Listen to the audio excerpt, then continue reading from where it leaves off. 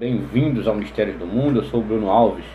E vocês sabem que muitos faróis que existem por aí, eles já desafiam completamente a lógica, a matemática, né, apresentada pelo modelo do globo. Então muitos faróis, e hoje eu vou me atentar apenas a um, tá?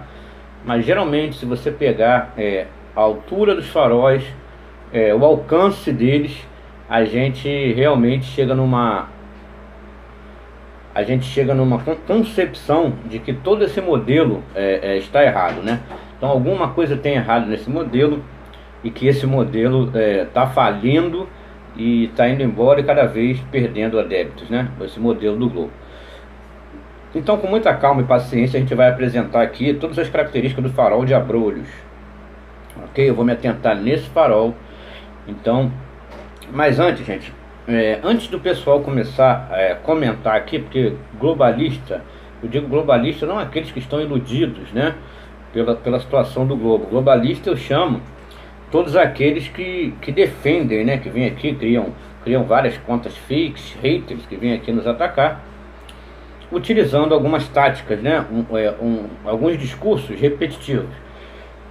Eles costumam dizer, por exemplo, muitas vezes, que, por exemplo, não é possível perceber a curvatura porque a cada 111 quilômetros nós temos apenas 1 grau de inclinação.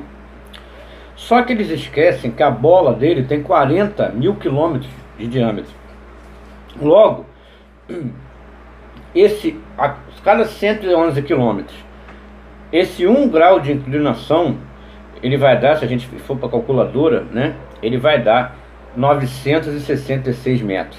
Isto é, a 111 quilômetros, 906 metros de inclinação. 1 grau de inclinação dá pouco mais de 966 metros. Isso eles não sabem. Eles vêm aqui, digitam, apenas repetindo o que houve em algum lugar, né? Porque lá, quando falam para eles não falam isso. Eles falam apenas, a cada 111 km é somente 1 grau de inclinação. Mas esse 1 grau de inclinação, ele representa mais de 966 metros. Por exemplo, a 111 km, o Cristo Redentor, o Corcovado inteiro deveria estar por trás da linha do horizonte. O Cristo Redentor tem 710 metros, isso, claro, para um observador ao nível do mar. Então, este 1 grau de inclinação representa mais do que a altura do Corcovado e do Cristo Redentor. Então, eles vêm aqui, eles digitam as besteiras deles, repetindo o que houve em outro lugar, mas eles não têm noção do que falam, né? Então, a 111 quilômetros, nós deveríamos ter 1 grau de inclinação, é óbvio, mas esse 1 grau de inclinação representa 966 metros de inclinação, né? Então, a gente precisa perceber essa matemática deles. E a partir daí, por exemplo, a 32 quilômetros, a 50 quilômetros, vai ter todo um cálculo, né? Porque a gente vive numa bola, não é isso que eles dizem? Então vai ter um cálculo, principalmente ao nível do mar. Vai ter cálculos de ilhas que deveriam estar encobertas e aparecem. Vai ter cálculos, porque se a 111 quilômetros nós deveríamos ter 966, então se você mudar um pouquinho 90 quilômetros, não deveria estar isso tudo atrás da linha do horizonte, mas algo um pouco mais baixo. Então por aí vai, principalmente ao nível do mar, todas essas características desse modelo que está falindo, que nos apresentaram. E no caso do farol de Abrolhos, ocorre algo muito interessante, eu vou botar aqui, e como a maioria dos faróis ocorre isso, eles detonam completamente a ideia do globo. Então vamos lá. O farol de Abrolhos, gente, ele é um farol que ele fica ali no estado da Bahia, tá? Ele está localizado na ilha de Santa Bárbara, tá? A maior ilha do arquipélago de Abrolhos, né? Então, ele funciona através de uma das duas únicas lentes, né? Mesorradiantes e Fresnel. Então,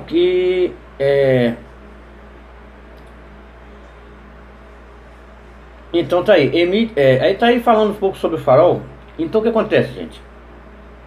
Agora nós vamos aos números do farol, ok? Ele fica lá na ilha de Santa Bárbara, no arquipélago de Abrolhos. Ele inclusive, quem toma conta daquele farol é a Marinha, tá? Então a gente vai ver algumas características aqui desse farol para a gente apresentar para vocês. Primeiramente, ele foi inaugurado em 1862, tá? ele tem a altura do farol é 22 metros, mais a altura total, né, somando a altura da ilha mais o farol, ele tem 60 metros de altitude, ok? O farol, o tamanho dele é 22 metros, mas a altitude, que é aliada à ilha, ele tem na realidade 60 metros de altitude. E agora vamos ao alcance luminoso. O alcance luminoso de 51 milhas náuticas, ok? Então nós vamos converter. O que a gente vai fazer aqui é simplesmente converter milhas náuticas para quilômetros. Então vamos lá. 51 milhas náuticas, gente, representa 94,4 quilômetros, ok? De distância. Então o alcance dele é de 51 milhas náuticas, o que dá 94,4 quilômetros, ok? E a gente então vai fazer aqui um cálculo segundo o modelo do globo que eles nos apresentam, ok? Então aqui com a calculadora de curvatura. Então vamos lá. Ele tem a gente viu lá que ele tem altura de 60 metros. A gente vai colocar 60 metros de altitude e a distância de 94 km, que é o alcance dele. E a gente vai ver que 345 metros deveriam estar escondidos atrás da linha do horizonte, segundo os cálculos do globo. Então, se ele tem 60 metros de altitude, ele tem um alcance de 94, se ele tem apenas 60 metros de altitude, como ele pode ter um alcance de 94 quilômetros? Se nesses 94 quilômetros, 345 metros deveriam estar por trás da linha do horizonte.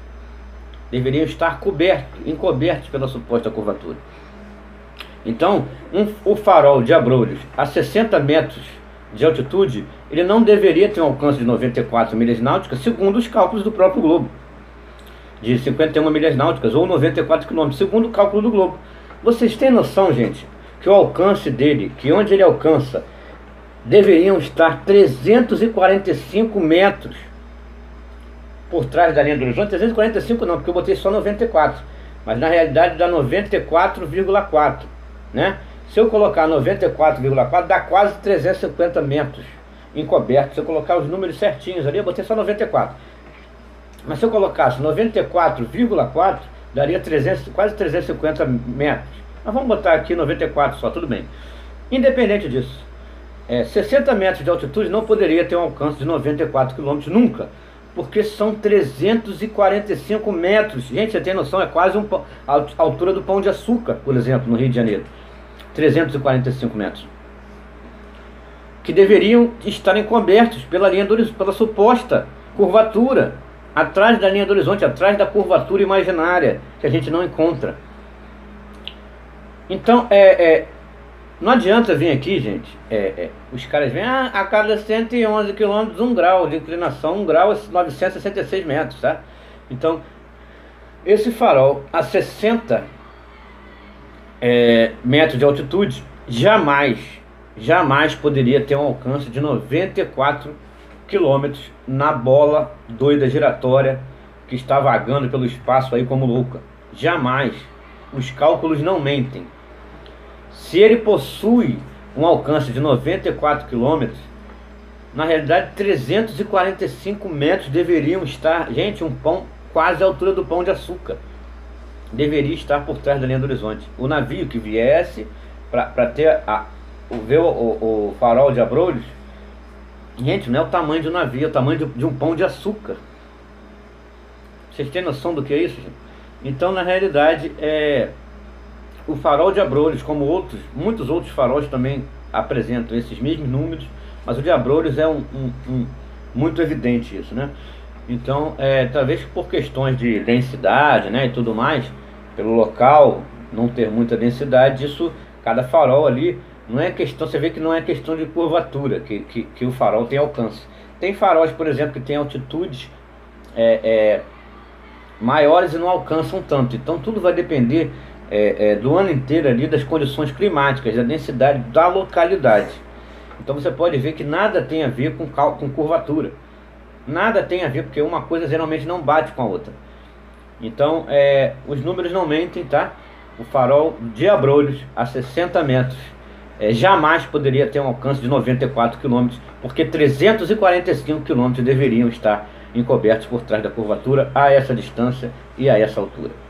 Então é isso, gente. Farol de Abrolhos, assim como muitos outros faróis, prova que detona completamente o globo e a bola giratória maluca.